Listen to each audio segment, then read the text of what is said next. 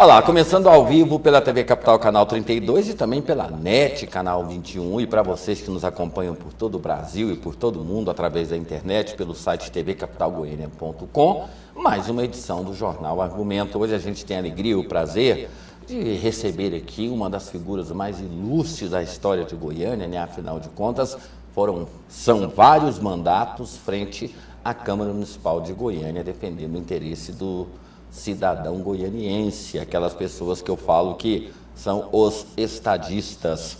Amigo Anselmo Pereira, muito obrigado por atender ao nosso convite. E quando eu me digo estadista, é na concepção da palavra, porque já transcendeu essa questão política e já pensa no Estado já. Obrigado pela presença. É um prazer estar com você, André, com os nossos telespectadores do Jornal Argumento, da TV Capital. Para mim é uma honra muito grande sempre estar aqui prestando conta das nossas ações, principalmente as ações políticas e administrativas do município de Goiânia.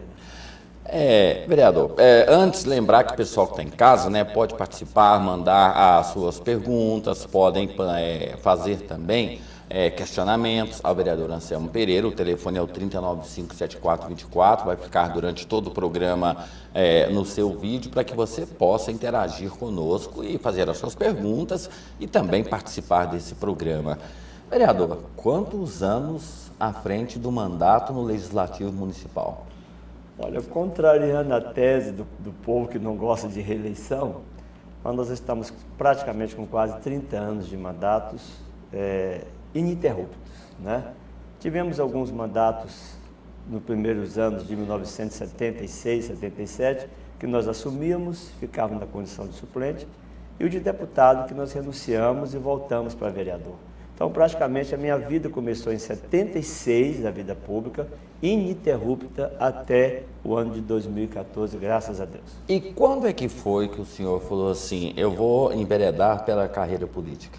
Bom, eu morava num bairro com muitos problemas, que era o setor universitário. O setor universitário foi formado por um conglomerado de invasões naquela época. E eu fui para lá nos anos de 1966, quando cheguei para Goiânia, vindo do Maranhão. E fui me aproximando das atividades comunitárias primeiro. Fui presidir um centro de religioso no setor universitário, centro comunitário Nossa Senhora de Aparecida. Depois fui presidir lá no Novo Mundo, a Associação dos Amigos do Novo Mundo. Participei da Liga dos Amigos do setor universitário, da Liga dos Amigos da Vila Nova. Daí para frente, realmente foi impossível retornar. E no Liceu de Goiânia eu fui presidir também o Grêmio Estudantil naquela época da Revolução, onde você tinha grandes problemas, qualquer tipo de manifestação, você era taxado de subversivo. Então, naquela época também eu tive que ter muito cuidado, porque nos anos de 74, 75, no Liceu de Goiânia, qualquer manifestação você terminava no 10º BC. Nesse interregno, nós resolvemos então fazer as reivindicações das nossas comunidades e terminei pegando aí a primeira suplência e em seguida os mandatos sucessivos até hoje. Antes da gente continuar, porque eu acho que é importante que o cidadão conheça o cidadão Anselmo Pereira, porque a visão política no Brasil hoje ela é diferenciada, né, da visão do cidadão, cumpridor de obrigações. Mas o senhor falou uma coisa que me permite discordar do senhor. O senhor disse que a sociedade ela quer que haja renovação. Não, ela quer que seja expurgado da política aquelas pessoas que utilizam a política para cometer atos contra o erário público e principalmente que prejudica a sociedade, que é a falta de saúde, falta de segurança, porque dinheiro não falta no Brasil. Então, assim, com todo respeito, data venha máxima, aí usando lá aquela questão do direito, o artigo 14, né, pelo artigo 14, a sociedade ela não está insatisfeita com os políticos, ela está insatisfeita com a forma de algumas pessoas utilizarem a política. Tanto é que nós tivemos esse caso do Mensalão, que digamos, a necessidade da sociedade de ter uma resposta, ela chegou até o STJ, ao STF. Então, assim, as pessoas querem bons políticos ainda na política. E eu penso assim, que a sociedade, no meu pensamento, ela quer que o político seja um político atualizado, Sim. aquele que esteja sintonizado com os problemas para os quais ele foi eleito, né? E que tenha as responsabilidades e também faça a prestação de conta daquilo que ele exerce no seu mandato.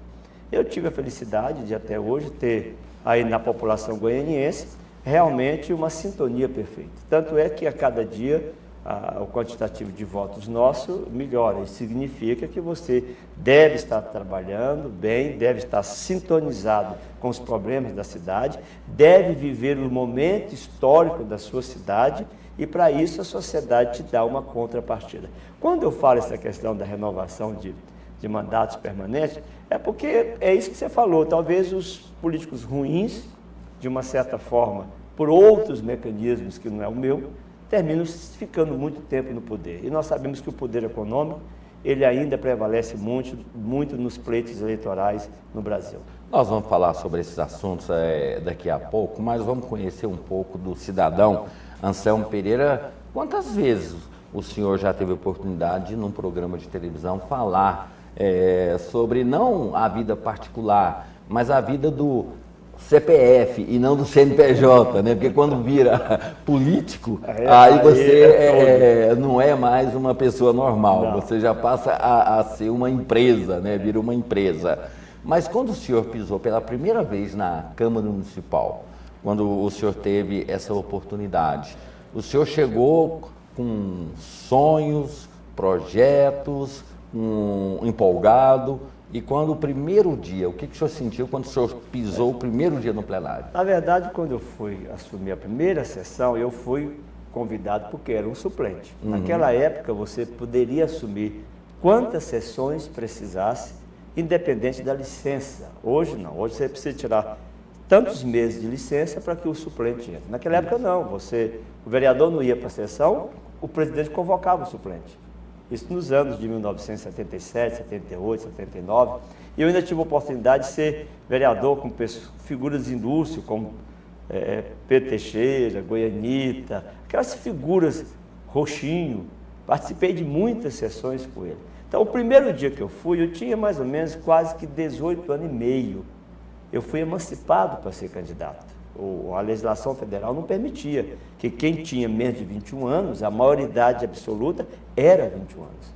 Então eu tive que ser emancipado e terminei ganhando a suplência, a primeira suplência, e fui. Eu sei que a minha estreia, eu realmente foi um nervosismo muito grande, porque primeiro você era muito novo, né?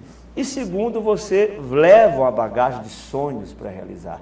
Quando você entra no legislativo, você faz uma confusão. Você pensa que você pode fazer tudo. Não, você tem que fazer um planejamento na forma de leis, de requerimentos, de discussão, de audiências públicas e assim sucessivamente, para que no final você faça o convencimento das peças necessárias, que é o orçamento, a lei de diretriz orçamentária, o plano plurianual, tudo isso você precisa conhecer. E eu fui chegando ainda sem conhecer. Lógico que eu aprendi rapidamente, porque eu já era um estudante de Direito, terminando Direito, e isso me ajudou muito na minha formatação do processo legislativo. E eu, sempre muito estudioso, interessado, e querendo me aprimorar e não ser um comum, resolvi enveredar por esse caminho do estudo, principalmente do processo legislativo. Conhecer o regimento interno da Câmara, conhecer a lei orgânica do município. Isso é o básico, é o mínimo de que um parlamentar deve ter conhecimento para legislar bem em benefício da sociedade. Tem duas situações que a família se manifesta na vida do filho. Quando ele fala que vai ser juiz de futebol, a mãe dele fala: meu filho, por favor, não vai. Ou quando ele vai entrar na vida política. O senhor teve algum aconselhamento da família, falar assim: Anselmo, não mexe com isso, Anselmo? Não, pelo contrário. A minha família, no Maranhão, já era uma família tradicionalmente política. Meu avô foi prefeito de uma cidade chamada Riachão, no Maranhão, 3 mandatos. Naquela época era mais ou menos assim, quase que uma coisa muito setorizada, muito discricionária, porque ele chamava Coronel Antônio Pereira. E naquela época as eleições eram muito complexas, né? Não era tão democrático igual são hoje, né? Os pleitos eleitorais.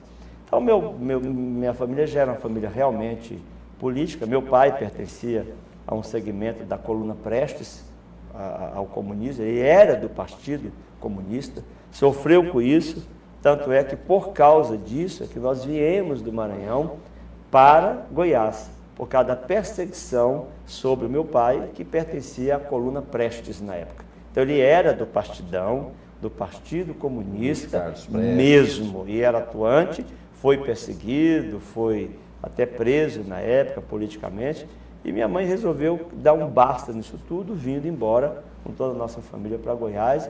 Viemos e mantivemos a mesma atividade nossa. Nós tínhamos farmácia no Maranhão, com o mesmo nome, trouxemos a mesma farmácia para Goiânia e ela está aqui até hoje, há 48 anos. Se for somar com o Maranhão, vai dar mais de 60 anos ininterrupto de farmácia. O senhor está no 7º ou 8º mandato? Eu estou no 8º mandato. 8º mandato.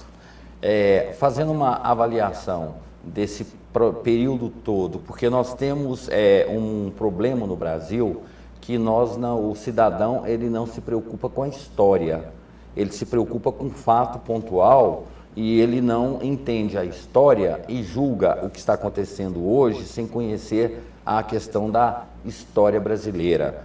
O senhor, que é um historiador também, né? Também é um historiador, evoluímos muito nesse tempo, ganhamos, perdemos, poderíamos ganhar mais, no que nós perdemos, o que poderíamos ter feito para não perder nesse processo todo que a gente está vivendo hoje no Brasil? Na verdade, nós ganhamos muito. A política tem evoluído, indiscutivelmente. Você acabou de dizer um aspecto da questão do mensalão. Jamais o brasileiro acreditaria que haveria um final dessa maneira, que o STF daria uma solução definitiva em questão de punibilidade geral. E eles deu uma lição. É lógico que houve uma provocação da sociedade, a sociedade foi para a rua, inconformada, insatisfeita com as leis que precisam ser modificadas. O que ganhamos? Ganhamos principalmente com o processo da comunicação. Né? Comunicação, ela é fundamental. Esse seu programa aqui, agora, ele é fundamental para o aperfeiçoamento da atividade política. Porque ao eu vir aqui e daqui a pouco ouvir os reclames dos telespectadores, eu tenho que me aprimorar ou até mudar de opinião em relação a determinadas matérias. Agora, o que é que não mudou? O que não mudou foi a falta de coragem, principalmente na esfera federal, de não promover as mudanças reclamadas pela população. Fala-se o chavão, reforma política. Mas que reforma política que houve nesses 21 anos? Depois da Revolução de 64?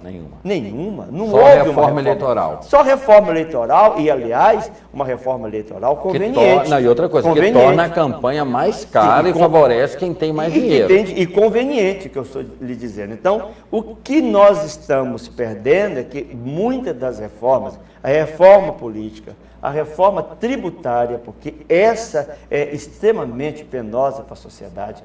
O Brasil hoje, indiscutivelmente, a carga tributária mais pesada do mundo. Não é possível que nós vamos continuar dessa maneira. Então o brasileiro tem que trabalhar, tem 365 dias ao ano. Quase que 130 ele trabalha para pagar tributo. Cadê a reforma tributária? Ou seja, o município é pobre, o bolo vai para o governo federal, ele pode fazer todo tipo de barganha que ele quer. Em compensação, os problemas do cidadão estão na sua rua, no seu quarteirão, no seu bairro e na sua cidade. É lamentável essa reforma que não vem, porque eu entendo que deva acontecer a coisa no município. Eu sou eminentemente municipalista. O Brasil precisa olhar que tudo acontece no município. Ele pensa que, ao contrário, acontece na esfera federal. Ou seja, há uma distribuição de riqueza completamente errada. Ou seja, lugares que deveriam ter aplicação de maiores investimentos para a questão social, a questão de desenvolvimento econômico, a questão de emprego, justiça social não ocorre, até porque os estados mais ricos vão ter mais deputados federais, mais senadores, e com isso o poder de barganha é muito maior. O senhor falou uma coisa importante, o cidadão ele não entende, mas o Brasil é a casa dele. É a calçada dele. E ele não entende isso. Ele leva a questão Brasil para a federação, quando na realidade o projeto político para presidente da República, ele começa na casa, que passa pelo vereador, que passa pelo deputado, que passa pelo prefeito, que passa pelo senador, até chegar na instância máxima. E as pessoas, elas não dão a devida importância ao princípio básico do que é começar a política, né? Que a gente começa a fazer a política na porta da nossa casa e dentro da nossa família, né? Pois é, mas é esse reclame que a sociedade ela está cobrando do mundo político. Ela quer ver os seus problemas muito próximos de sua vida solucionados. O cidadão quer ter acesso à saúde na sua região. Ele quer ter um CAIS funcionando para atendê-lo com todos os direitos e garantia à vida. Ele quer ter uma das coisas que hoje é a mais preocupante, a segurança. Ele quer, o que adianta estar escrito na Constituição Federal o direito de ir e vir se ele não tem direito de ir e vir em lugar nenhum de Goiânia, do estado, do Brasil. A qualquer momento, um menor de 14, 15 anos lhe mata e ele não vai ser punido.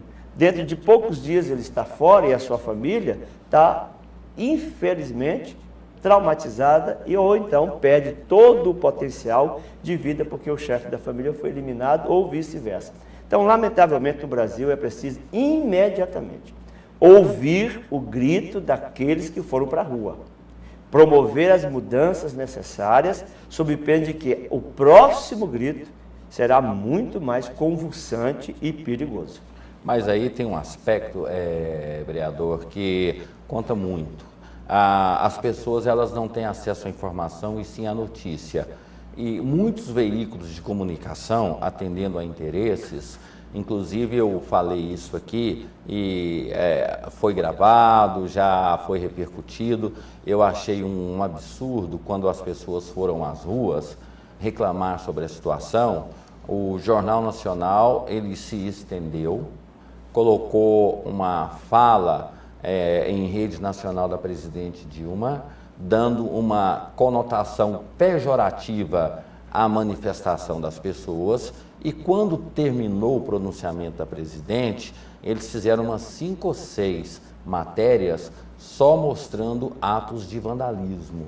Então, assim, eu penso que nós da imprensa também temos um papel muito importante, como os políticos também têm, para que a gente possa fazer as pessoas entender as coisas como acontece e separar o joio do trigo e não pensar que todos são joio, né? Agora, esse movimento das ruas do ano de 2013, ele teve algo que no Brasil nunca houve. Todos os movimentos que tinham bandeiras, tinham provocações de líderes que fomentavam. Foi o contrário. Extirpou-se todas as lideranças e, inclusive, se proibiu manifestações ideológicas partidárias nesses movimentos. Mas o senhor acha que não teve? Eu acho que ele foi puro, ele teve assim as redes sociais se movimentaram, né? Agora, já o vandalismo, eu penso que o vandalismo foi conotado. Eu já tenho essa impressão que alguém canalizou o vandalismo para banalizar os movimentos sociais e até mesmo inibir as pessoas de bem a quererem continuar fazendo as suas manifestações sociais. Eu acho, inclusive, que isso foi orquestrado. E tem, inclusive, investigações, tem estudos que houve indução própria para aqueles que estavam mascarados, alguns, inclusive, pagos por alguns segmentos, para fazer com que os movimentos sociais da rua perdessem a sua importância para o país. Não, nós noticiamos isso aqui, que alguns sindicatos em São Paulo estavam pagando R$50 para as pessoas participarem de um protesto contra a corrupção. Agora, quem recebe R$50 para participar de um protesto contra a corrupção é o quê? Olha, já está fazendo corrupção. Aliás, ele já é o corrompido e o corruptor. Então, por isso é que essa questão dos sindicatos também perderam um pouco da sua vitalidade, né? Porque ao longo do tempo eles não se reciclaram e ao mesmo tempo, eles não se requalificaram diante dos anseios da população, né? Não podemos mais conceber o sindicato que deveria estar atuando nas questões sociais, políticas e administrativas de hoje, da mesma forma que ele fazia 20 anos atrás, com aquele assunto do ABC paulista, aquilo já acabou. Aquilo foi próprio para o momento histórico daquela época. Agora não, agora os movimentos sindicais eles têm que ser muito mais social, abrangente, genérico, ou seja, tratar de todos os assuntos, principalmente absorver o sentimento daqueles que trabalham e daqueles que produzem e que querem ver o seu trabalho e aquilo que ele paga de dividendos para o município retornado em benefício aí para a sociedade. Uma pergunta de cunho pessoal. Em algum momento nessa trajetória política, o senhor pensou por decepção em abandonar? Porque eu costumo dizer que a imprensa e alguns políticos são tratados como geni. Quando eles precisam, o senhor conhece aquela música do Chico Buarque, muito bonita, né? Quando precisam, chamam. Quando não precisam, mancham. Já teve algum momento na vida do senhor que o senhor falou assim, não decepcionado, mas assim, não vale a pena? Não. Eu disse até aqui no seu canal há pouco tempo, na TV Capital e para o Jornal Argumento, que enquanto eu estiver fazendo a atividade política minha, com amor, dedicando a essa causa, eu tenho que gostar do que estou fazendo. É impossível eu continuar na política sem gostar do que eu faço. Então eu faço isso dioturnamente, não sou o dono da verdade, tenho errado algumas vezes, procuro evitar o máximo de erro possível, mas eu quero dizer ao nosso telespectador que eu nunca pensei em fazer uma desistência. Nunca pensei, até porque eu tenho consciência. Mas o senhor teve momentos de frustração, de decepção? Sim, não, de frustração nós temos quase todos os dias, quando você vê uma matéria. Tem algum que marcou mais a vida do senhor? Olha, não assim, especificamente não, né? Você se frustra todas as vezes que você tenta aprovar uma lei que você sabe que é benéfica para a sociedade e por este ou outro motivo, ou por uma somatória de forças ocultas, essa lei termina não sendo colocada em prática ou simplesmente ela é vetada ou ela vai para uma prateleira e não é regulamentada. Isso te frustra. É como se você tivesse gerado um filho e esse filho não correspondeu à expectativa dos seus ensinamentos. Então, geralmente é isso. O que me deixa frustrado é que muitas das ações que a gente faz com a boa vontade, estudando, se dedicando e termina sendo colocado em terceiro plano por uma administração, por um ato, ou meramente por um veto, sem que você consulte por que você fez aquela lei. O legislador consciente, ele não bola uma lei da sua cabeça e nem deve estar copiando leis de internet. Ele bola a lei, ele discute com a sociedade organizada bastante, para que depois você materialize essa lei. E muitas vezes essa lei não é colocada em prática, porque no Brasil nós temos assim um estoque de excesso de leis e pouca aplicabilidade dela em benefício da sociedade. Vou fazer uma confissão. Uma vez eu pensei que o senhor fosse renunciar. Posso dizer quando? Não, pode. Quando o senhor presidiu a única SEI na história da Câmara Municipal de Goiânia, que era aquela aberração das funerárias, que elas literalmente dominaram o comércio da morte, e o senhor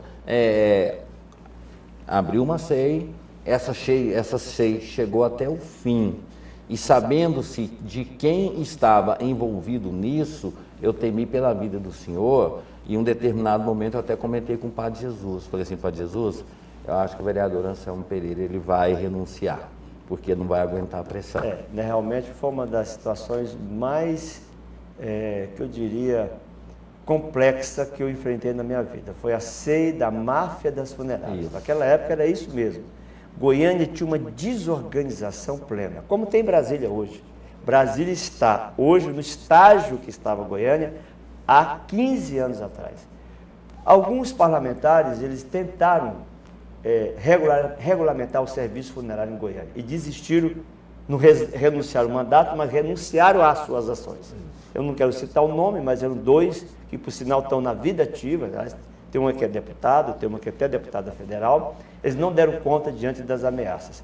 Nós enfrentamos a SEI durante quase um ano, regulamentamos, criamos a Central de Controle de Óbitos, Central de Verificação de Óbitos, prendemos todos os agentes funerários, todos. Era prisão todos os dias à noite. Fizemos uma série de ações nos cemitérios, troca de cadáveres, venda de órgãos, venda de cadáver, DPVAT criminoso, terminou eclodindo com a morte de 3 pessoas envolvidas, todas 3 foram assassinadas. Eu recebi inúmeras manifestações de dizer, sua família vai à missa em tal horário, sua mãe vai em tal lugar, você desce para a farmácia em tal horário, você percorre a rua tal, e eu tentei me cercar e consegui me cercar com um aparelhamento. Quero até aqui agradecer à Polícia Militar, porque nessa época nós ficamos muito tempo com a Polícia Militar, com o Ministério Público junto, e nós realmente enfrentamos. Hoje eu sou um aliado do serviço funerário.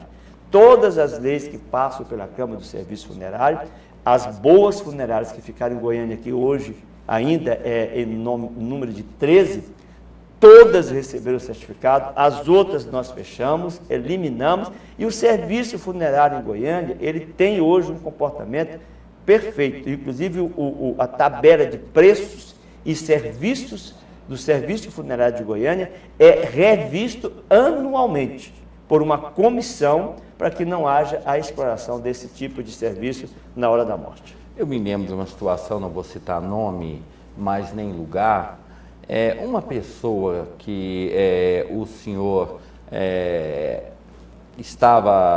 ela estava contribuindo com o trabalho do senhor, ela foi morta a tiros e o corpo dela foi exposto numa praça em Goiânia, um recado direto para o senhor, ou seja, pare. Naquele momento, quando o senhor se deparou com aquela cena de uma pessoa que estava colaborando com o trabalho do senhor, no outro dia ela amanhece numa praça de Goiânia, não tinha mais lugar para balas, ou seja, um recado direto para o senhor. O que o senhor pensou naquele momento? Não, nós sabíamos que estava dando recado, não era só para mim, era para todos. Esse companheiro, ele era uma espécie de informante da SEI. E ele era um estudioso no Brasil. Ele era um dos homens mais estudiosos do serviço funerário no Brasil. Tanto é que ele fazia consultoria para todos os lugares. Eu penso que ele não foi atacado só por Goiânia, ele foi atacado também por alguma intromissão que ele fez em Brasília. Eu sei que depois nós fomos depor na Polícia Civil para ver se nós descobríamos quem era, quem não era. Até hoje há algumas dúvidas sobre o assassinato. O outro que foi assassinado é porque ele tinha um esquema poderoso de fraude de DPVAT. Esse é um outro caso. Esse é outro caso. E esse caso, ele foi muito sério, porque eu terminei dando a prisão dele, e essa prisão gerou uma série de problemas, porque ele era um advogado. E, ao ser preso na SEI, me gerou uma série de contradições. Não, vamos fazer o seguinte. Principalmente no mundo jurídico. Vamos para o intervalo. O vereador está emocionado. É natural, porque todos nós, né, temos momentos na vida da gente que, quando as lembranças elas vêm à cabeça, o coração, né, já dizia que na tortura toda a carne se trai, e não tem uma tortura maior do que a dor da perda de amigos. Então, em respeito ao vereador, nós vamos para um breve intervalo comercial e voltaremos em instantes. Um minuto só.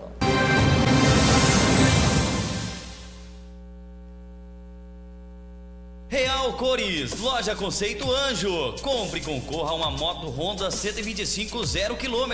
Real Cores, produtos Anjos, com o melhor preço da região. A tinta que seu apartamento merece está na Real Cores. Tintas automotivas e imobiliária em geral. Fazemos a cor dos seus sonhos. E ainda tem um suco geladinho e cafezinho o dia todo. Real Cores, na Avenida T9, número 3149, no Jardim América, em Goiânia. Telefone 3082 998282828. Entregamos a domicílio com o atendimento que você merece. Na hora de arrumar o seu carro, não entregue na mão de qualquer um.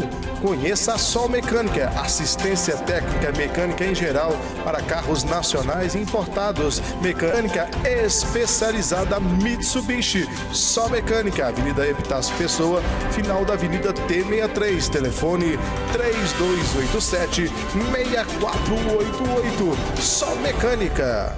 Quem é referência estuda aqui, sua carreira em um só lugar. Seu tempo é precioso, é preciso administrar. Ter direito à excelência, e a excelência que está. FGV é ESUP, ESUP é FGV, FGV é ESUP, ESUP é FGV.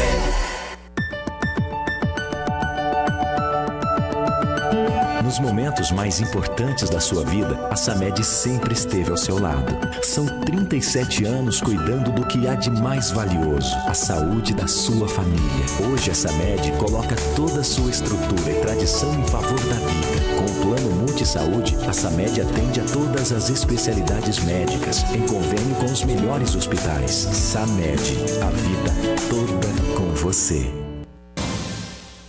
Bom, de volta com o Jornal Argumento pela TV Capital, recebendo aqui a presença, né, ilustre para nós, é uma alegria muito grande, do vereador Anselmo Pereira. Não vamos tocar mais no passado não, vereador, vamos seguir para em frente, porque Deus é justo, Deus sabe guardar aquelas pessoas do bem e vamos trabalhar em benefício dos vivos, já que o senhor também conseguiu acabar com o imposto dos mortos. Aliás, né? foi no seu programa. Eu quero dizer, porque a população está devendo muito ao seu programa.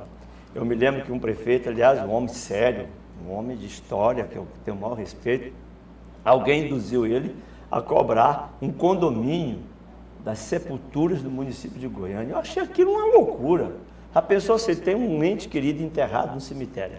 Você vai pagar um condomínio da carneira que você comprou por resto da vida, ou seja, por resto de séculos, porque a família continua.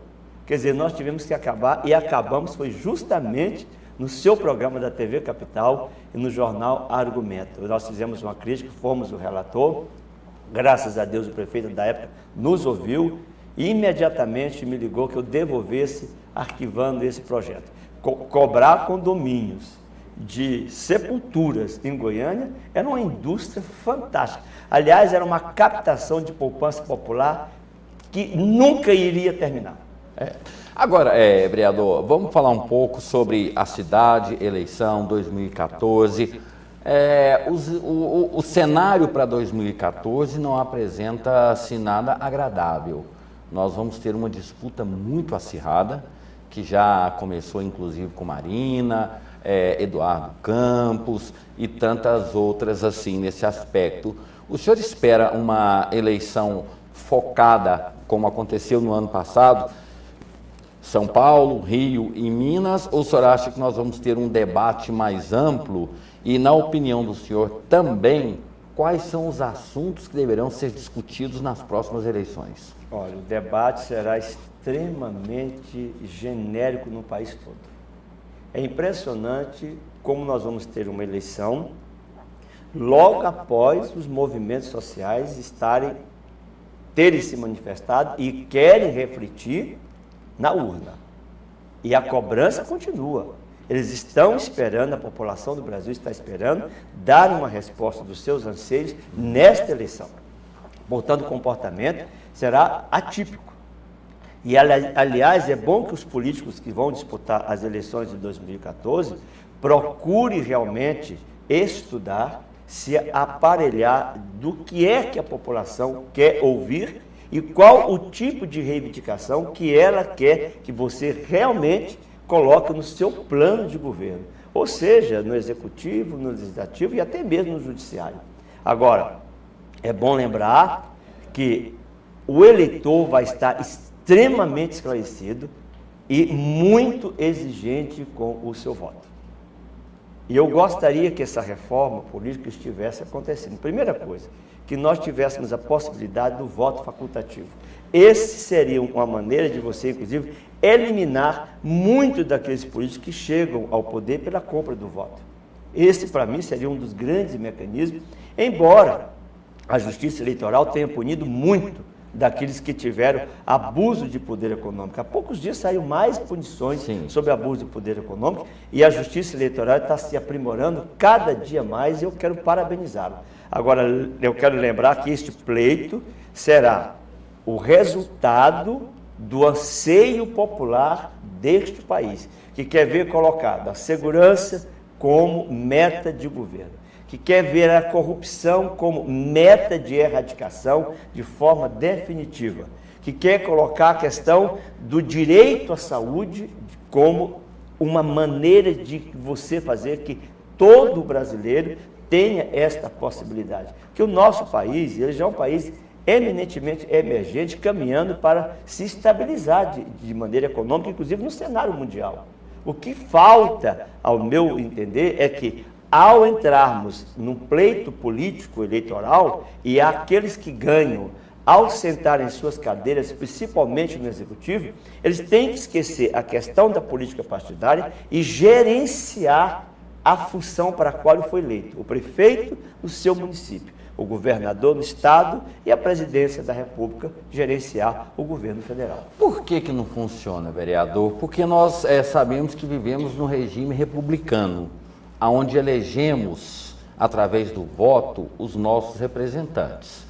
Aí os presidentes, governadores e prefeitos convidam secretários que sequer receberam um voto, e aí o parlamento o parlamento ele é eleito pelo voto, ele não é respeitado, ele tem que se dobrar diante daquelas pessoas que foram indicadas e não foram votadas. Aí falam que é o vereador que não trabalha, o deputado que não trabalha, porque aquele secretário que ali está não teve nenhum voto, ele não tem nem assim, ele tem uma ligação política forte e o vereador ele fica, de uma certa forma, fica muito desgastado porque o secretário está lá, diz não, principalmente quando é oposição, diz sim quando é situação e não há um respeito ao parlamento brasileiro. O que está faltando para que o parlamento seja Mas respeitado? eu quero incluir aí também um pouco da culpa do legislativo. Os partidos políticos no Brasil, e que eu acho que é número excessivo, há um número excessivo de partidos no Brasil, principalmente os partidos nanicos, que muitas vezes emprestam a sua nomenclatura para até barganhar horário de programa na televisão no pleito eleitoral. Isso é absurdo. Isso é comum agora, porque acabou o comício, acabou toda a televisão. Isso é absurdo. Isso, para mim, é um assinte à democracia. E aí depois vão barganhar com o governo federal, ou até mesmo com o governo estadual, indicações de pessoas que não têm nenhum tipo de qualificação para estar em determinadas funções. Existem funções que são eminentemente técnicas. Então, suponhamos que você, um partido que se aliou para fazer uma coligação com o governo, se aliou a ele, indica amanhã, com a irresponsabilidade, um companheiro, entre aspas, só porque ele quer o emprego, não é isso. Nós temos que indicar para ocupar cargos executivos, de secretários, de órgãos que estejam atuando em benefício ou que estejam tendo responsabilidade com a administração, pessoas que estejam qualificadas e que pelo menos, aí vem o seu pensamento, que tenham pelo menos a sensibilidade política. Porque acabou o pleito eleitoral, nós temos que atender a todos, não importa se é situação, se é oposição, se a ideia é boa, se a reivindicação é geral, é para o município, é para o estado ou é para a federação e ela é boa, nós temos que esquecer a questão partidária. Ela tem que ser ouvida e atendida, independente da questão ideológica. Mas no Brasil ainda tem aquele ranço, né? Antigamente, nos anos de 1930, 38, 40, nas cidades, quem era oposição não trafegava na calçada do opositor Quer dizer, esse mecanismo ainda existe culturalmente, mas que está lentamente sendo dissolvido. Agora, você falou uma coisa certa. Infelizmente, ainda há apoiamentos para pleitos eleitorais, principalmente com esses partidos nanicos, de que há necessidade, eu lhe apoio, mas eu quero indicar esse ou aquele para esta autarquia ou para aquela secretaria, independente da capacidade do cidadão. E aí que vem o processo de exaustão, aí que vem um processo de corrupção e, lamentavelmente, quem sai perdendo é a sociedade. Tem um projeto do senhor, que o senhor lutou muito por ele, e eu fiquei muito triste. A venda de antibióticos só sob receita médica. Nós sabemos que a grande maioria da população é pobre. Ela vai uma vez ao médico, o médico diagnostica a doença, passa um antibiótico para ela e algumas doenças se tornam crônicas e de uso continuado. Ela volta no CAIS, não tem um médico. Ela vai na farmácia, não pode comprar o medicamento porque não tem a receita. E o senhor lutou muito por isso. Como é que fica? Aí o cidadão, o farmacêutico fala, olha, não é culpa minha, é culpa dos deputados, dos vereadores.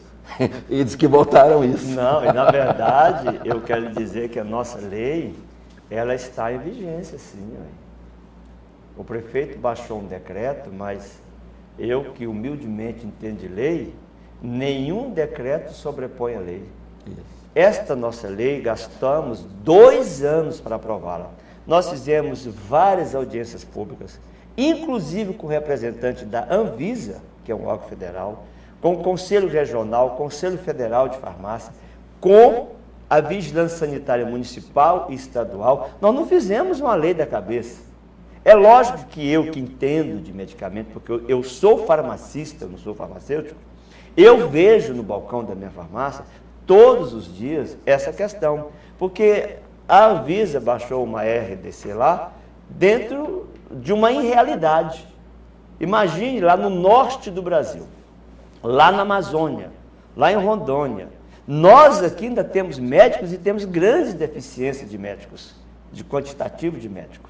Você pensa nos nossos irmãos lá no Nordeste, no Mato Grosso, no Pará, na Amazônia, no Acre, Rondônia e assim sucessivamente, aonde para o médico ir ou ele chegar, ele tem que andar, por exemplo, 20 quilômetros, 30 quilômetros de canoa. Se der a sorte de achar o médico ainda. Não, né? Quando tem. É. Então, é uma irrealidade. O cidadão quer aplicar no país uma metodologia de tratamento que não condiz com o aspecto do que está acontecendo com a saúde pública.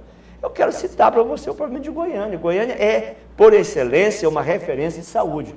Por isso é que nós estamos sobrecarregados em Goiânia. Vem gente da Bahia, do Maranhão, do Pará, do Acre, freta ônibus, ambulâncias convergem para Goiânia, porque Goiânia é excelência em tratamento de saúde. Agora, infelizmente, essa questão dos antimicrobianos, nós descobrimos que no balcão da farmácia, o cidadão se queimava, não podia usar um spray, porque tinha lá neomicina. Ele não podia usar, cortava a cutícula, a mulher ia fazer uma cutícula, cortava a unha, inchava, não podia aplicar uma pomada pequena que tinha neomicina. Uma infecção leve de garganta, o farmacêutico que tem responsabilidade. E ele é que fez a fórmula. Olha que coerência. O farmacêutico é que fez a fórmula. Nós não liberamos os antibióticos de amplo espectro. Nós liberamos os pequenos antimicrobianos assistidos pelo farmacêutico e, inclusive, com o termo de responsabilidade farmacêutica colocado em livro próprio. Nós ainda acreditamos que esta lei vai estar em vigência, embora o decreto está sendo discutido judicialmente, porque o decreto não sobrepõe a lei. E tanto é verdade que depois da eclosão da nossa lei, a Anvisa, que é muito próximo de Goiás, mandou suspender a questão da neomicina. A neomicina, os pequenos antimicrobianos nas farmácias, agora saiu uma nova resolução da Anvisa de que aqueles que têm neomicina já podem ser dispensados naturalmente pelo farmacêutico. Inclusive, eu sou uma testemunha disso, porque eu fiz um tratamento de saúde, conversando com o farmacêutico, ele foi aplicar uma injeção, ele falou assim, o médico faz a receita, mas se eu aplicar a injeção e se você morrer aqui, eu sou processado, não é o médico. E isso acontece. Nos países desenvolvidos, todo mundo sabe, qualquer médico que estiver me assistindo agora, essa lei não veio aqui para contrariar a classe médica, pelo contrário, veio para auxiliar. Você, de repente, vai fazer a unha, a mulher inflama o dedo, pode usar uma pomada de neomicina, ela tem que ir lá no médico, em vez de tratar outra pessoa com doenças muito mais sérias. Quer dizer, nós vamos jogar cada dia mais pessoas dentro dos ambulatórios de urgência, quando nós podemos aliviar com responsabilidade farmacêutica. Nós não queremos fazer nenhuma concorrência. E ainda fiquei lamentando que as pessoas achavam que nós estamos fazendo isso em causa própria. Agora, eu fiz a lei com mais 2 ou 3 pessoas, é porque eu entendo e vi o clamor da população. E realmente a lei foi aprovada, nós derrubamos o veto do Executivo, a lei está em vigência e nós estamos esperando só agora o questionamento do decreto, porque nenhum decreto sobrepõe a lei. Sobre essa questão, eu tenho várias perguntas aqui. Eu vou fazer uma última pergunta, depois é a vez dos telespectadores, que está cheio aqui, e o pessoal pode continuar ligando. O senhor é autor de vários projetos que se tornaram defesa do cidadão. Um deles é uma questão que nós estamos debatendo agora. Por exemplo, nós estamos num impasse sobre uma entidade que cuida de pitbulls. E aí o senhor criou uma lei onde as pessoas deveriam obedecer algumas regras para sair com seus animais nas ruas. Mas a gente não vê fiscalização, vereador.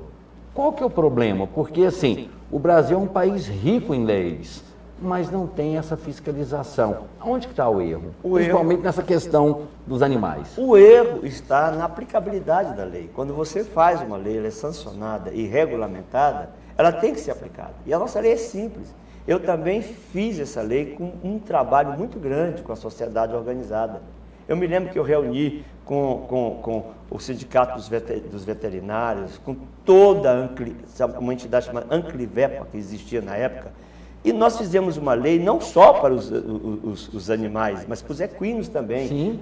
A questão da tração nas carroças, os cavalos espancados. Esses dias eu vi na televisão um cidadão amarrou um cavalo num carro e arrastou ele numa cidade. Nós mostramos aqui. Eu vi, aquilo tinha que ser preso, porque aquilo é um crime ambiental. E na nossa lei manda prender imediatamente. Eu já fui prender com policiais, carroceiros bêbados que espancavam o cavalo até ele se espatifar no chão. Ele se esquartejava pelo chão, porque ele estava bêbado, maltratado e mal alimentado. Por exemplo, a nossa lei, todas essas leis estão em vigência. Ela, inclusive, foi copiada para o Brasil todo. É a lei da posse responsável dos animais. Com isso, nós conseguimos transferir o centro de zoonose que estava no balneário Meia Ponte e que se matava o excesso de animais, principalmente cachorros, em gás carbônico, com gás carbônico, em câmara de gás. Eu levei uma senhora para buscar o cachorro, quando ela viu aquela maneira de matar, ela desmaiou na minha frente. Nós, graças a Deus, sensibilizamos a prefeitura. Na nossa lei também nós tratamos disso. Hoje nós temos um centro de zoonose extremamente bem equipado, bem tratado e que trata com responsabilidade a apreensão de todos os animais, inclusive que determina que os animais presos fiquem 30 dias para adoção. Por isso nós temos em Goiânia, frequentemente, feiras de adoção. Foi graças a essa nossa lei, que é uma lei extremamente humanizadora da posse responsável dos animais. Agora, eu lamento que precisa que cada dia mais o município se aparelhe para que esse tipo de comportamento, como você disse, de animais como pitbull, bull terrier, teve até o Rottweiler, teve até um vereador meu que queria castrar todos para extinguir. Eu não, eu fui o contrário. Eu acho que qualquer animal, quando ele é bem educado, bem tratado, ele é dócil com qualquer pessoa. O problema é que a posse irresponsável gera esse tipo de animais perigosos. Por exemplo, nós não permitimos, na nossa lei, que nos parques públicos esses animais de porte maior não estejam com guias e focinheira, para que ele realmente não tenha chance nenhuma de atacar o munícipe que esteja circulando pelos parques Mas públicos. não tem nenhum agente do executivo fiscalizando. Lamentavelmente não tem, porque ainda não absorveram o grau de importância dessa lei. Assim como fizemos tantas outras que beneficiaram questões da humanização, da ligação entre animais e o ser humano. Hoje nós sabemos que, principalmente cachorros, gatos, eles fazem parte da vida amorosa, servem até de tratamento para diversas pessoas, principalmente para os nossos idosos, que muitas vezes, por indiferença das famílias, são esquecidos e relegados no canto das suas casas. Não, até mesmo para a síndrome de Down, o tratamento recomendado é o que? O contato com cães, cavalos, para que aquelas pessoas que têm esse problema, elas tenham ali uma visão diferente e até mesmo uma forma de enxergar a vida, não da forma que nós enxergamos, mas da forma que eles enxergam. É um tratamento de humanização, né? Eu me lembro de um caso sério, que eu estava vindo da prefeitura e interceptei um caminhão com mais de 150 cachorros vindo de Catalão para ser sacrificado em Goiânia. Nós prendemos, levamos esse caminhão para a DEMA, doutor Luciano abriu um processo muito competente, estudioso, e isso está até hoje no judiciário, o processo contra o prefeito. Ele pegou, aí eu até brinquei, porque pegou a cachorrada de Catalão e trouxe para o município de Goiânia. Um absurdo, para matá-los na cama de gás. Vamos às perguntas, né? A Patrícia Ferreira, do setor universitário, diz que o setor universitário se sente orgulhoso pelo exemplo do homem público que o senhor é, vereador. A Patrícia Ferreira, do setor universitário. Então, assim, muito rapidamente, porque temos outras questões a falar, vamos entrar em questões políticas, eleições, essas coisas assim. Então, para dar uma resposta ao cidadão, respostas mais breves. A Patrícia Ferreira parabeniza e diz que é um orgulho ter o senhor representando o setor. Eu moro lá há 48 anos, vivo lá, Patrícia, e vou continuar defendendo a nossa região. E eu quero dizer a todos vocês que eu não disse em lugar nenhum que eu viria para este programa, porque para dizer que eu estaria preparando alguém para ligar para mim. Então, lhe agradeço e já vou dizer uma notícia boa. Patrícia, dentro de 15 dias, desça na BR-153 que você vai ter uma surpresa na confluência do setor universitário com a Vila Romana e Vila Brilhante, a beleza da iluminação da BR-153. A Joana Maria, do setor Coimbra, parabeniza o senhor pela ética na entrevista. O que é ética, vereador? Porque ética é uma coisa tão pessoal, né? Porque algumas pessoas, elas fazem coisas erradas, mas para elas é ético. O telespectador, ele tem o poder da observação. A ética é a transparência e a verdade. Dizer a verdade. Estou certo, estou certo. Errei. Eu tenho que me reconduzir. Quando eu comecei esse programa, eu disse, eu não sou dono da verdade, já errei muitas vezes, mas eu tenho certeza que acertei muito mais. E eu quero lhe agradecer a Joana Maria, do setor Coimbra, e dizer que, enquanto eu estiver na política, Joana, essa vai ser o meu comportamento. O Jailson Braz, do Parque Amazonas, quer que o senhor suba de cargo. Aí está brincando, né? Pede para o senhor, brincando assim, né? Bom humor. Pede para o senhor se participar deputado ou senador nas próximas eleições e diz que o voto dele o senhor já tem garantido, o Jailson Braz, do Parque Amazonas. Jailson, eu lhe agradeço. Eu sei que a população quer que a gente realmente desenvolva na vida política, mas eu tenho um querer bem tão grande por essa cidade, estudei tanto nessa cidade, que eu tenho convicção que ainda há muito por fazer. Quem não sabe, breve, em 2016, uma vice-prefeitura, algum cargo executivo. Eu já estou namorando essas possibilidades. Nós vamos conversar sobre isso. A Suzana e acho que o senhor Natal do Novo Mundo diz que está assistindo o programa com toda a família. Muito obrigado, parabeniza o programa e parabeniza também o senhor pela forma como o senhor está respondendo. É a dona Suzana e o senhor Natal lá do Novo Mundo. O Novo Mundo é um bairro que eu tenho uma dedicação muito especial, muito. Eu fui presidente da associação do Novo Mundo durante 10 anos, trabalhei dia e noite e continuo trabalhando. Eu quero dizer aos nossos companheiros do Novo Mundo que ainda há muita coisa por fazer. A primeira é as passagens sobre a BR-153 para levar os nossos munícipes para lá, porque nós estamos estrangulados pelos viadutos, poucos que nós temos até hoje. A Maísa, do Vera Cruz 2, assiste o programa todos os domingos e pede para o vereador lutar por mais segurança. Diz que cada dia mais o cidadão de bem tem a impressão de que está preso. E nós estamos presos, viu, Maísa? Você pode ter certeza absoluta. Eu fecho ultimamente minha farmácia mais cedo e não precisava fechar, porque eu tenho muito medo, já fomos assaltados algumas vezes. Eu tenho um caixa eletrônico lá dentro e, infelizmente, o que eu disse no começo, hoje, se você fizer uma pesquisa, o primeiro item não é emprego, não é nem saúde, é segurança. E nós temos que trabalhar para isso. Tem aqui o José Oliveira, do bairro Goiá, diz que ele adora o trabalho que o senhor faz e parabeniza o programa por tê-lo convidado para vir aqui, o senhor José Oliveira, do bairro Goiá. Quero agradecer o bairro Goiá. Há tempos atrás eu fiz algumas instruções de trabalho. Sei que tem um vereador lá que atua, inclusive o vereador Clécio também, que atua lá com muita propriedade, mas eu fiz algumas atuações e eu quero dizer que eu sou vereador de Goiânia. Qualquer lugar que houver necessidade, estou pronto. E, aliás, quero até dizer uma coisa, eu fui testado pelo seu programa semana passada. Quando eu disse que meu gabinete não fechava, recebi 8 ligações de gente perguntando de manhã e à tarde se o gabinete estava aberto. Graças a Deus estava, como eu disse, aberto.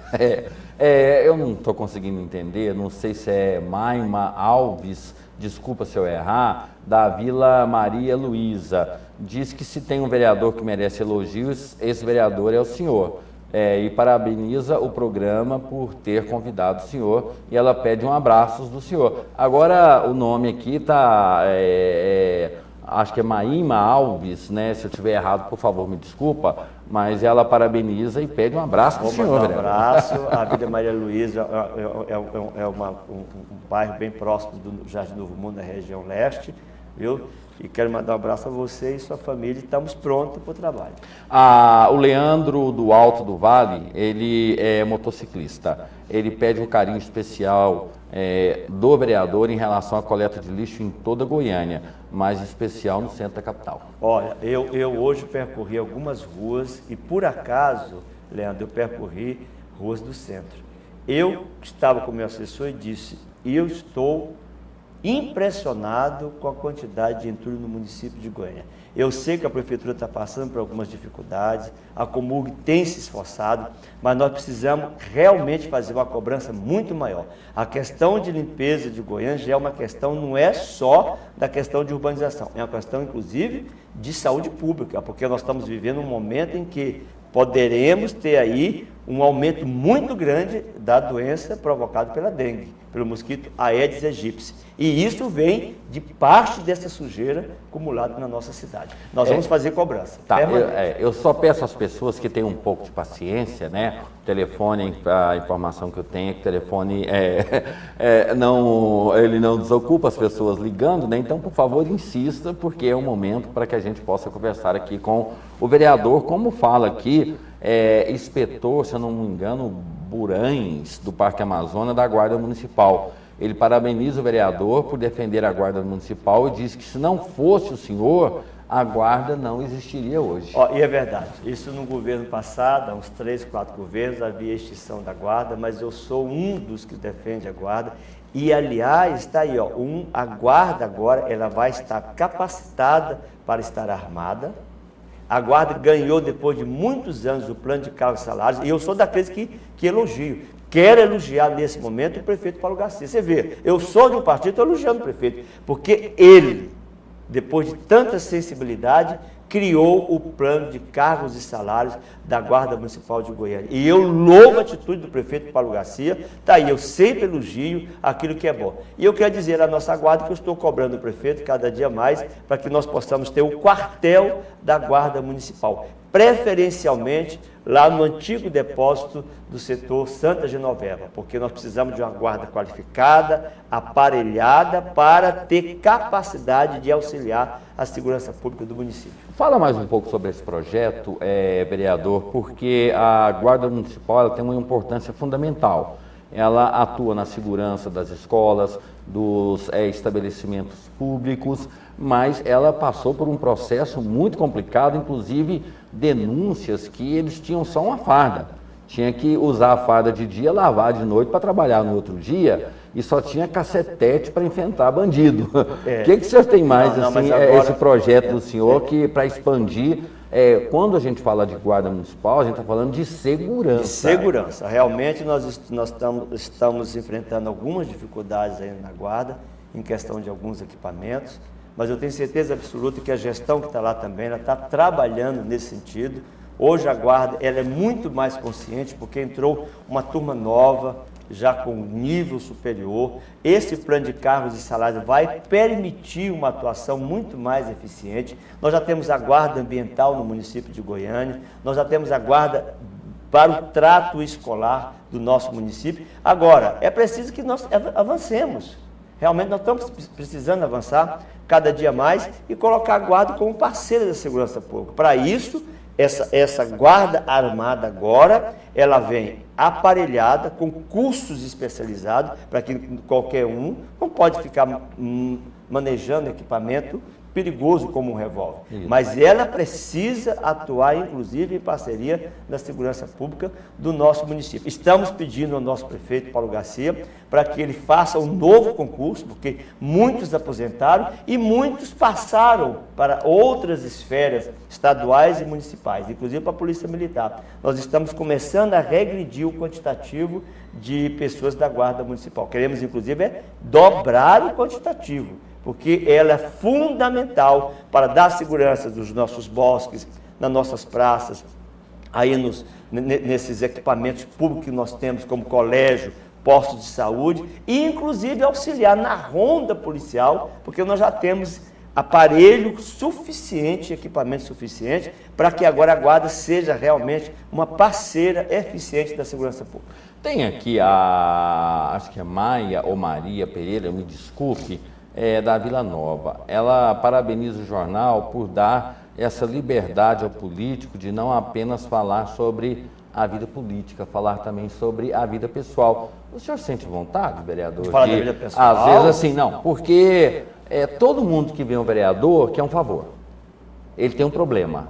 E às vezes eu vou fazer aqui uma outra confissão. Nós conversamos na semana passada, depois da entrevista, e eu falei com o senhor que a gente se dedica tanto às causas dos outros que acaba esquecendo da gente, e nós não somos infinitos, nós somos finitos. Aí a dona Maia, desculpe, ou a dona Maria Pereira, ela fala justamente isso. O senhor tem tempo, tem alguém para que o senhor possa falar sobre os sentimentos, sobre a vida do senhor e não só política? Porque onde eu vou, todo mundo me pergunta quem vai ganhar, se é o Marconi ou se é o Ives.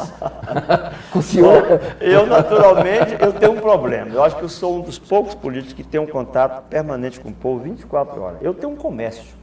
E esse comércio ele tem uma peculiaridade. Ele abre de domingo a domingo. E eu tenho um cotovelo assim, inclusive se eu estou aqui meio já calejado, de colocá-lo em cima do balcão. Eu atendo os meus eleitores no balcão. Você pode ver no meu Facebook, eu ponho lá. Mas alguém ouve o senhor? Ouve, as pessoas me ouvem, eu tenho meus reclames também. A hora que você me ligou, acho que você deve ter ouvido. Sim. Eu estava dentro da igreja. Exato. Eu ainda falei, estou saindo da igreja. Eu sou um cidadão comum como qualquer outro. Mas agora, eu liguei na semana passada, o senhor estava com a desembargadora para ir lá na Eternite para resolver o problema. A desembargadora Sandra Teodoro, que por sinal está resolvendo o problema. Então, esse sentimento de ouvir a população não tem que ter horário, lamento dizer. Ou você está na chuva e tem que se molhar, ou então você não vai para a vida política. A hora que você entra na política, em qualquer lugar, em qualquer momento, dê atenção ao seu povo.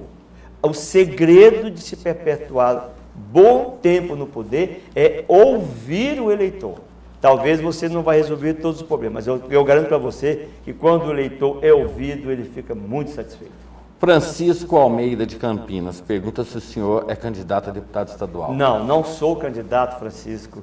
Realmente eu ainda não tenho esse sentimento de querer ir para a Assembleia. Estive na Assembleia, fiquei lá praticamente quase 3 dias, renunciei não por corrupção, aliás eu gosto de usar a palavra abdiquei, e voltei para vereador. Aliás, o discurso da posse dos vereadores naquele ano foi o meu, e o meu discurso foi minha renúncia do mandato de deputado. É porque eu entendo da cidade, da região metropolitana, eu gosto daquilo que eu faço e tenho que me dedicar. E entendo que Goiânia precisa muito de quem quer se dedicar e servir ao município. Já vou fazer uma pergunta, e não vou falar aqui um comentário, vou fazer uma pergunta. A Cátia Rodrigues, do setor Fim Social, agradece o senhor pela prestação de contas com a sociedade nessa entrevista. O senhor tem clone, vereador? Porque nós recebemos aqui ligações de quase todos os bairros de Goiânia. O senhor tem clone? Que hora que começa o dia do senhor e que hora que termina o dia do senhor? Bom, para quem quiser saber, o dia do vereador Anselmo começa às 6 da manhã, eu assisto os primeiros noticiários, 7 horas já estou trabalhando, em seguida, só Deus. E eu sou extremamente organizado. Eu recebo uma agenda prévia todos os dias e tento segui-la com a maior presteza, porque é essa atenção que o eleitor precisa. E vou aos bairros. Ontem mesmo eu estava no Residencial Itaipu, das 22h30, lá com a comunidade, com o Zé do Bairro, que além de ser uma festividade dele, mas lá eu recebi um calhamaço de reclamação. Começou com luz queimada, que as luzes do bairro estão queimadas, a questão dos entulhos que me reclamaram do colégio de 2º grau que não começou a ser construído, e é responsabilidade minha e do governo do estado, nós vamos ter que fazer o colégio de 2º grau.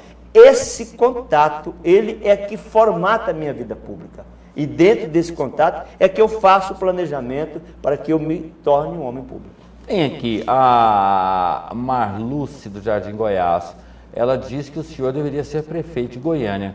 O senhor entende tudo sobre a cidade, até mais do que o prefeito atual. Não é questão, né? Eu não sei se eu entendo mais do que o prefeito atual. É verdade que eu vivo a vida de Goiânia muito mais que o prefeito atual. Eu não quero em nenhum momento... Não vamos entrar na questão política. Menosprezar essa questão disso. É porque eu tenho praticamente 32 anos que eu vivo dia e noite. Aliás, o Jardim Goiás está muito bonito. Nós precisamos fazer uma desaceleração agora dele, sob pena de complicarmos o problema do trânsito naquela região. Temos ainda algumas legalizações para fazermos, ali próximo ao Serra Dourada, porque são pessoas nobres, pessoas que estão morando lá há muito tempo. Uma parte já foi legalizada e outra precisa de nós concluirmos. Aliás, nós temos projeto na Prefeitura de Goiânia tramitando, para que parte do Jardim Goiás, o finalzinho, seja concluído. Então, eu quero dizer que eu tenho um carinho muito especial, até porque a minha caminhada, que eu faço 2 vezes por semana, é no Parque Flamboyant. E lá eu ouço muitas reclamações. A Lilian Novo Horizonte agradece o senhor por ter feito tanto pela Alameda Santa Rita e pelo Novo Horizonte. Aliás, temos que fazer muito, Lilian. Eu sei de que você está falando, a preocupação que vocês moram aí há muitos anos, a questão da desapropriação do Macambira Nicuns é extremamente perigoso. Eu tenho convicção que vocês devem que vai sair. Eu já disse que não sai. Não, o Macambira Nicuns é um projeto que um dia vai ser executado, de qualquer maneira. É o maior parque linear da América Latina. Tem 23 quilômetros de extensão. Mas não vender ilusão. Não, mas isso é um planejamento para Goiânia, importantíssimo. Eu sou favorável ao Macambira Nicuns, ele tem que existir. Agora, precisa que realmente nós tenhamos o pé no chão agora, porque nós tivemos um problema, uma empresa que iniciou a execução da obra. Eu fui com o prefeito Paulo Garcia em Cartagena buscar parte desse recurso com o BID. Agora nós estamos sofrendo um problema de que essa empresa não deu conta, rescindiu o contrato, devolveu só 1 milhão de multa Compensação, se gastou quase 20 milhões ou 24 milhões. Está na mão do vereador Denis Trindade, um vereador sério.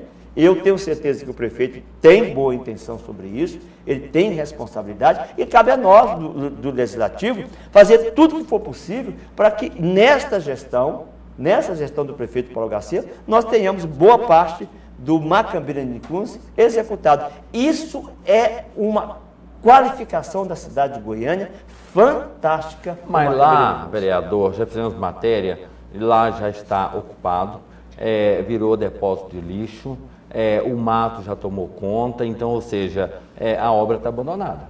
Lamentavelmente, esta é uma realidade, mas eu ainda sou daqueles que tenho fé e quero pedir o seguinte: não molestem aqueles que moram há muito tempo, como este caso da Alameda Santa Rita. Há todas as condições, inclusive na forma da lei. Na forma da lei diz que dos córregos, como esse do Macambira e da Nicunzi, são 50 metros, eles moram acima de 50 metros. E nós estamos defendendo para que eles permaneçam no local, porque estão se legalizando.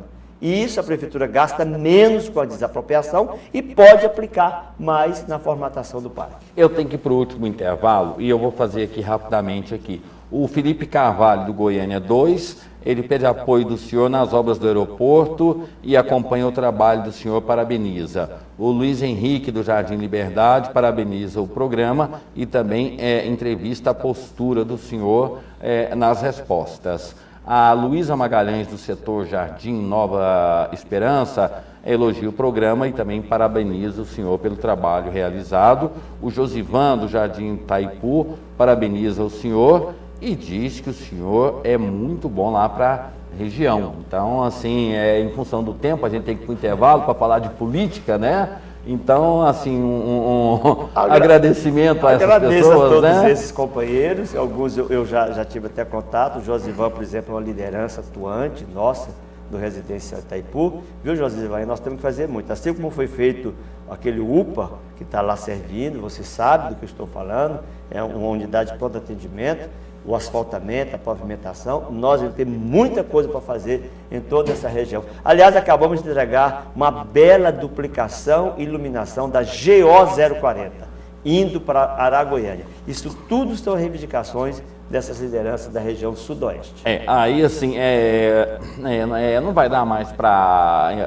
porque se a gente for ficar aqui, vereador, vai ser um programa só de pergunta e resposta. Vamos rapidamente. Wesley Nunes, de Goiás, pede ao vereador para dar uma atenção especial para a Praça Rua 32 do Jardim Goiás. A Sônia Ferro e família do Parque Santa Rita parabeniza e pede um abraço do senhor, a dona Sônia e a família lá do Parque Santa Rita. O Antônio Pereira do Leste Universitário parabeniza a mim pela companhia dos amigos e diz que está aprendendo muito com o senhor, viu? E o Saulo Luiz Urias Magalhães diz que é seguidor do senhor, acompanha o trabalho há muitos anos e parabeniza o trabalho do senhor. Eu fico feliz porque, aliás, eu disse, eu não falei para ninguém que eu via no programa, justamente para dizer assim que alguém preparou perguntas. Não disse, nem no Facebook eu coloquei. Esse programa estou vindo aqui e eu fico muito feliz porque eu vejo que as injunções das pessoas são verdadeiras, são sinceras e eu quero ser tão sincero quanto vocês. Vocês podem ter certeza absoluta que enquanto eu tiver o mandato eu vou me dedicar, inclusive até adoecer como já adoeci, de tanto trabalhar, mas vou fazer questão de cumprir as minhas obrigações. E eu sempre falo aqui que a Câmara Municipal funciona muito bem com 6 ou 7 vereadores, e o senhor é peça fundamental nesse processo. Não precisávamos de tantos vereadores assim, não. Eu vou para o intervalo, depois do intervalo o assunto é política, eleição, 2014, alianças, futuro da Câmara, o grupo independente e também a nova composição, né? Afinal de contas, teremos disputa para 2014, quem sai do PSDB, quem não sai, e Marconi Perillo e Aécio Neves. Depois do intervalo.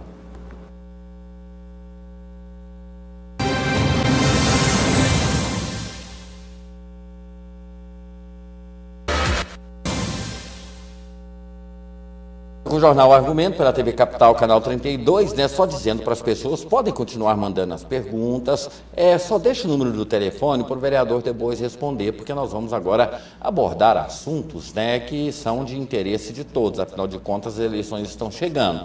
Vereador, última pesquisa publicada aprova a presidente Dilma, mas desaprova as ações da presidente Dilma. Qual que é o recado para o PSDB? O PSDB também precisa se atualizar bastante. Primeiro, acabar com as divergências internas.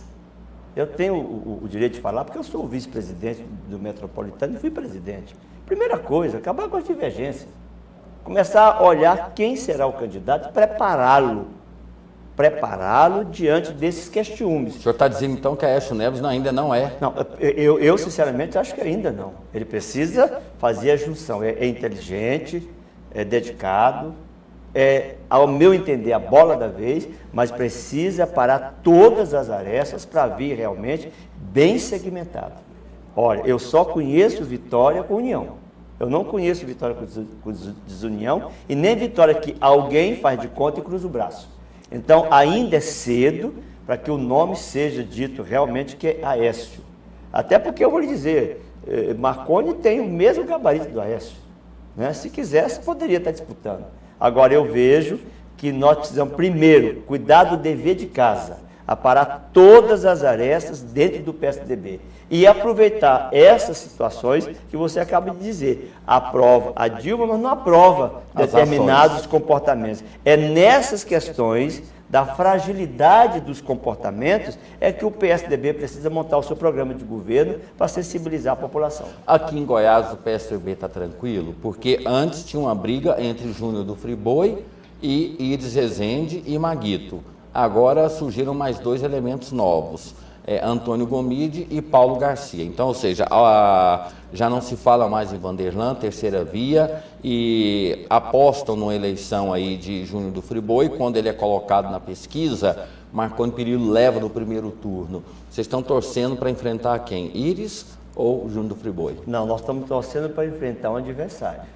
Tem que ter adversário. Mas com discurso ou com oposição, ou mal para marcar espaço? Eu gostaria de um candidato que tivesse um bom discurso, um bom programa. Essa é a verdade. Agora, o quadro que se avizinha é que as oposições, mais uma vez em Goiás, não se entendem. Elas não estão se entendendo. E é difícil de elas se entenderem. Porque, ao meu entender, o que está acontecendo? Há uma junção de partidos que não tem a ideologia identificada. Por exemplo, Júnior do Friboi, um empresário de sucesso, mas é visto eminentemente como um capitalista. E já passou por 5 partidos Sim, como candidato a ninguém. Até pelo PSDB. Isso. Pelo nosso PSDB já passou. Então mostrou que ainda não encontrou o seu caminho. De outro lado, nós temos o PT que entende que também é a bola da vez para colocar os emergentes.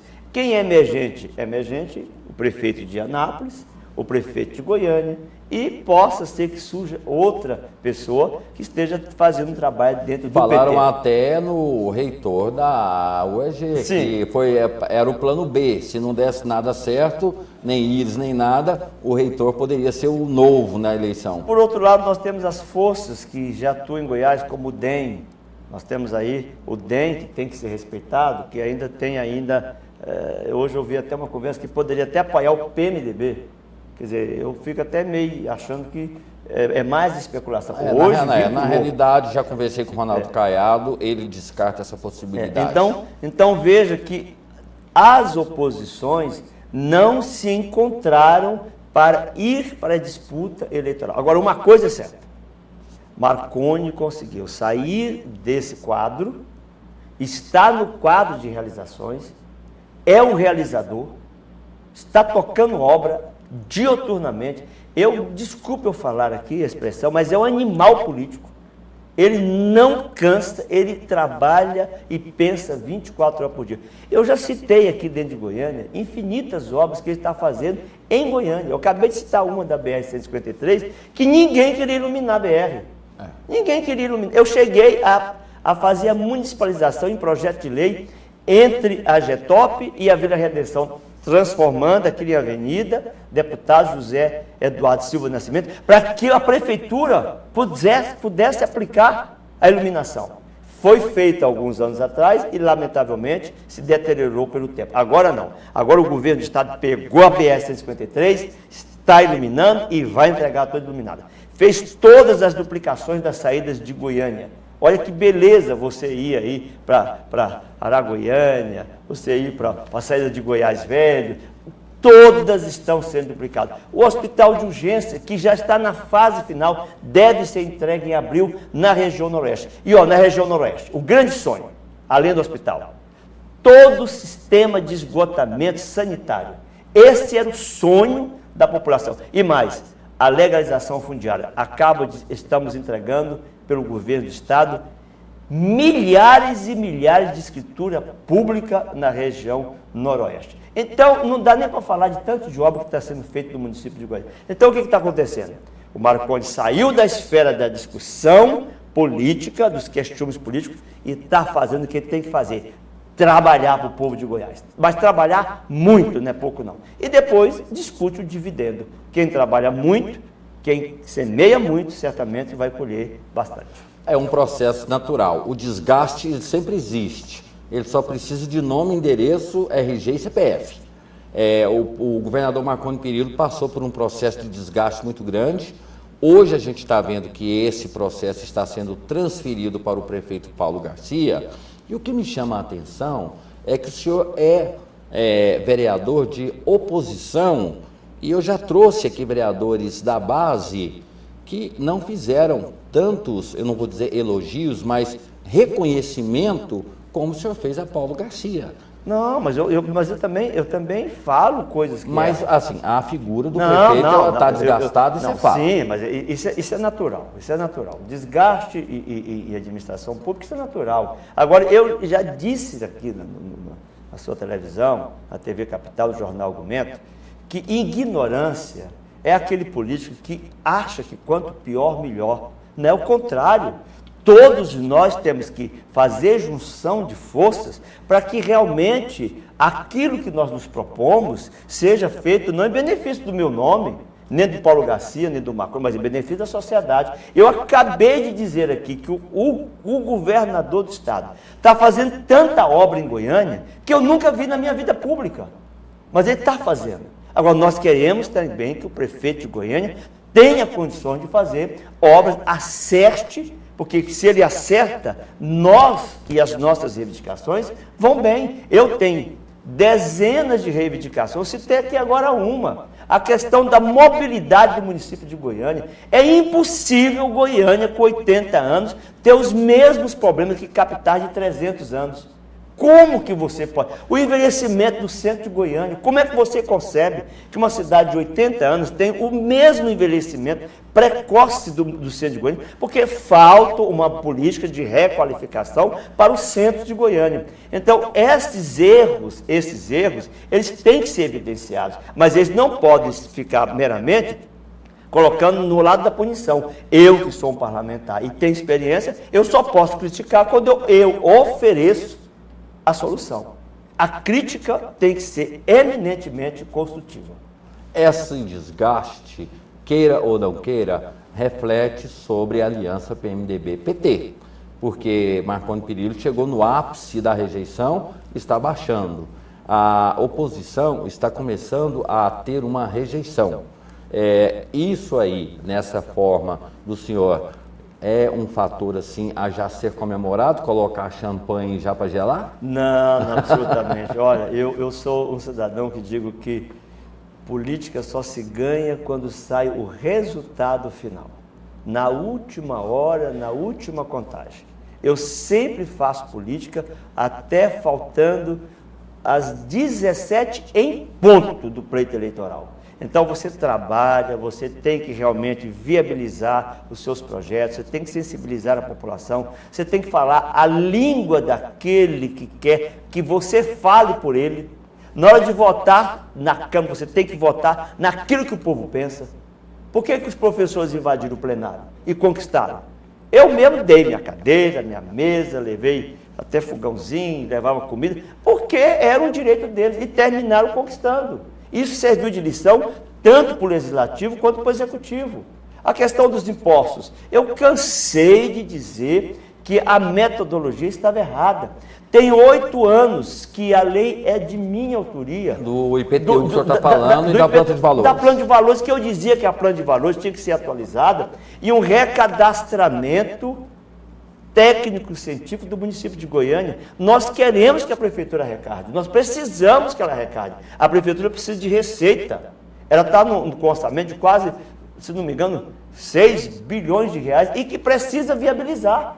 Mas esse dinheiro precisa aparecer, mas dentro de uma metodologia que você faça planejamento. Não pode ser assim no despertar de uma hora para outra, você querer aplicar 35%, 37%, que eu já disse aqui na sua televisão, em determinadas avenidas que, por sinal, sofreram o processo de desvalorização.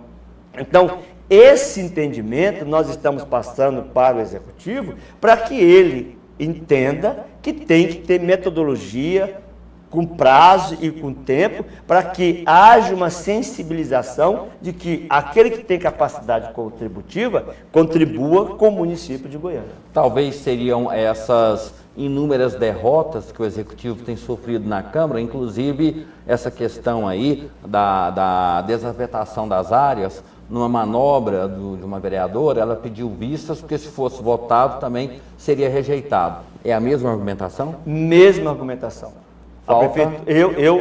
Eu entendo que a prefeitura possa dispor de algumas áreas. Não sou contra. Eu não sou contra. Ela pode fazer a permissão de uso para algumas entidades, como tem lá o Ministério Público Federal do Trabalho, como tem a CIEG, como tem tantas instituições. Ela pode alienar algumas também, vejo que é possível, mas precisa dizer, vai alienar, qual o valor venal, ele é atualizado, vai para licitação, que é a coisa mais importante, tem que ter licitação. Nenhum bem público do município pode ser disponibilizado sem licitação. E é bom que o telespectador entenda disso e acompanhe. Os segmentos organizados têm que acompanhar. E dizer para onde vai esse dinheiro. Vai aplicar em quê? Se vai arrecadar 50, 80 milhões, nós queremos saber aonde vai aplicar os 50 e 80 milhões e que isso seja discutido com quem? Com quem representa o povo. Quem representa o povo? É a Câmara. Lá tem 35 parlamentares, todos eleitos, e eles é que representam o povo. Então, eu acho que está tendo um erro. Olha, se vai vender algumas áreas e vai aplicar esse dinheiro em benefício da sociedade, quem é a Casa do Povo? Quem é que representa o povo? É a Câmara Municipal de Goiânia. O prefeito, já falamos sobre isso, mas domingo a gente já tem aí, né? O pessoal do esporte já está prontinho, daqui a pouquinho Alex já vai posicionando. Vereador, o prefeito disse que ele está sendo vítima de perseguição do Estado. Não acredito, não acredito. O Paulo ele Garcia, declarou isso no Jornal Popular. Não acredito, até porque eu penso assim, talvez não tenha nem, eu não sei se ele disse isso de viva voz. Agora, eu acho que não. Quantas vezes eu vi o governador Marcondes Perillo mandar o seu secretariado na prefeitura, é visível. O nosso governador foi à prefeitura já 2 vezes, já teve 2 encontros com o prefeito Paulo Garcia, tem as mãos estendidas. Eu vi propostas da GETOP para construir, inclusive, alguns dos viadutos e que não foi concedido. Por exemplo, o viaduto que tem que fazer em cima da BR-153, ligando ao Novo Mundo, a região leste, tão sonhado. O governo do estado quer fazer. O viaduto da Avenida Perimetral, o governo do estado quer fazer. É essa junção de forças que nós precisamos para beneficiar o cidadão. Esqueçam a questão partidária, esqueçam as disputas eleitorais, deixa para os 3 meses que antecedem, julho, agosto e setembro, nessa sim vamos para o palanque, vamos fazer o convencimento, vamos mostrar o programa de governo. Eu tenho certeza absoluta, eu quero falar com muita propriedade, o governo do estado de Goiás, na pessoa do governador Marcondes Perillo, tem as mãos estendidas 24 horas para a prefeitura. A última pergunta, o pessoal do esporte já está prontinho ali. Iris, Antônio Gomide, Júnior do Friboi, Paulo Garcia não, já disse que está fora da disputa. Vanderlan, é claro que o senhor é um cidadão e tem também o seu direito de expressar as suas convicções políticas, como eu tenho, qualquer outra pessoa tem. Seria uma forma de uma eleição mais garantida, enfrentando quem? Porque quando o Íris aparece, aí já dá quase que um empate com o Marconi Perillo. Olha, tradicionalmente o ex-governador, ex-ministro, ex-prefeito, tudo, tem o seu direito de pleitear o Íris. Eu considero um grande político. Eu, particularmente, considero um grande político. Mas não gostaria de enfrentar? Não. Eu tenho certeza absoluta que, se vier o Íris Rezende Machado, a disputa será de alto nível, porque vamos ter dois homens que entendem perfeitamente do Estado, Marconi e Íris. Mas se vier o novo, que venha o novo, mas que venha com ideias novas, com pensamento novo e esqueça a mesquinhez política. Pense exclusivamente no cidadão. Vereador, nosso tempo estourou, eu peço até desculpa ao Johnny Walker, o pessoal todo que vai falar de futebol agora. Será que ele vai falar do Vila Nova? Vai falar do Vila Nova? Nova, já Empatou? tem ali, já vamos falar direto com ele lá. Eu fico indignado quando eu estou na minha farmácia e me passa dois cidadãos e fala, o Vila não vence. Eu ainda vou dar para ele algumas gotas de Gutalax. Ok, esses são os destaques do pessoal lá do esporte, né, do Johnny Walker, o pessoal todo, batendo bola, já está pronto para falar sobre isso. Vereador, eu só queria agradecer mais uma vez e dar uma resposta a muitas pessoas. Elas às vezes me colocam como irista, como petista, como PSDBista, como isso, como aquilo. Eu falo que eu trago poucos políticos aqui na televisão, porque poucos políticos têm o que falar. O senhor é um deles. Então, assim, quando o senhor vem, a audiência é imensa e a respeitabilidade por parte até de pessoas de outros partidos é tão grande que reconhece o seu trabalho e eu me sinto lisonjeado com a presença do senhor e agradeço muito. Muito obrigado. Mais uma vez aos nossos telespectadores do Jornal Gourmet e da TV Capital, um prazer muito grande. Estamos aqui no domingo, fazendo prestação de contas e fazendo com que realmente a população possa se manifestar para aqueles que são empregados do povo. O dia que o político tiver a concepção que ele tem um patrão e o patrão é o povo, eu tenho certeza que nós vamos ter uma qualidade de vida política e administrativa muito melhor. Muito obrigado. Obrigado, senhor. E a gente já corta direto lá, né, para o nosso Estúdio 2, onde a equipe de esporte já está prontinha e começa nesse momento agora a falar, né? O Goiás ganhou aos 49 minutos do segundo tempo, vereador, com pênalti. O Vila não ganhou. O resultado do Atlético eles vão passar agora, o Campeonato Goiano começou e o esporte é aquela coisa que faz com que o cidadão se integre, o esporte saudável, né? Aliás, o esporte saudável, eu quero dizer para você que tem uma lei que está tramitando na Câmara e eu quero até passar para você uma lei séria, onde nós estamos tratando a questão das torcidas organizadas. Lamento, da mesma forma que eu enfrentei a máfia da funerária, não terei medo de enfrentar a questão. Nós queremos uma torcida organizada, disciplinada e dentro das normas, porque o esporte é para todos, inclusive para a família. O espetáculo tem que ser para todos. Ok, vereador, muito obrigado. O pessoal já está todo posicionado ali, já estão mantendo contato com todo mundo. Nós vamos para um break. Vai para o break, Johnny? Vamos para um break de 1 minutinho, aí já vem. Johnny, por favor, faz conhecer aqui o vereador Anselmo Pereira, esse projeto importante aqui do vereador. Pode invadir, fique à vontade, está em casa. Eu queria que você desse a notícia boa que o Vila vence, mas ai do Goiás se não tivesse o Vila e o Atlético, porque ele é sempre um pêndulo, né? Se apanha, se não apanha, mas todo mundo quer enfrentar o Vila Nova. Felizmente, o Vila Nova jogou essa tarde, né? Assim, fora no Oba e acabou empatando com a Anápolis em 0-0.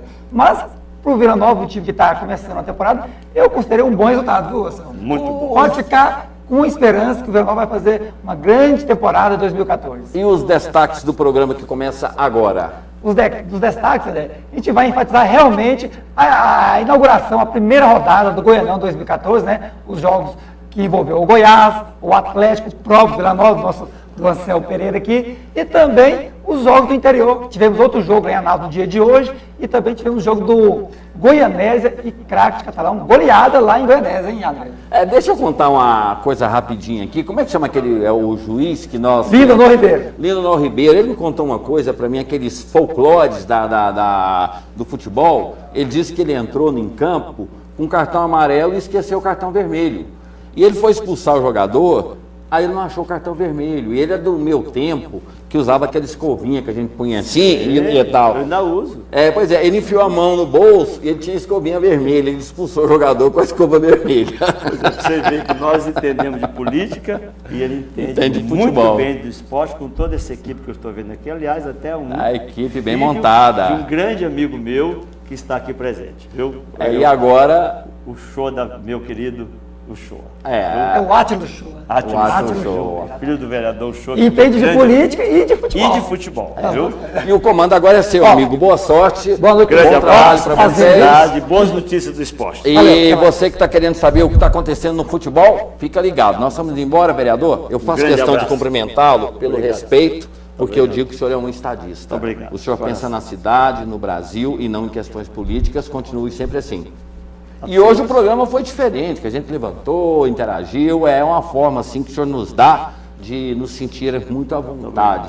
Eu fico muito feliz com isso. Obrigado pela oportunidade. E agradeço mais uma vez. Tá, ok. Tá vindo o pessoal aí do Batendo Bola, né, falando sobre o Campeonato Goiano, e eu volto amanhã às 7 da manhã. Forte abraço, fiquem todos com Deus e até lá. Tchau. É Vila Nova, então?